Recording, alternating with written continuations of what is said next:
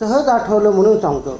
एका कीर्तनकाराने एक महाराजांनी किस्सा सांगितला. म्हणजे मुलगी जर असन आणि घरातली साखर जर संपली तर उष्णपासनं घेतात, आणतात, येतात.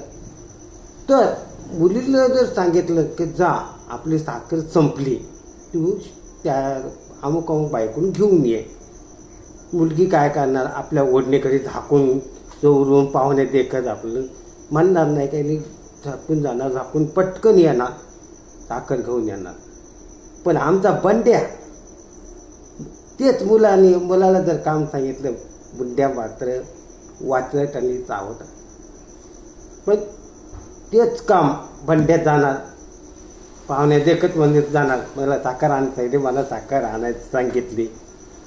तिथे गेला की म्हणणार, मावशी मावशी मला आईनं साखर सांगितली. आईनं साखर सांगितल्या म्हणल्याबरोबर शेजारी म्हणाली, बाळा साखर देते तुला.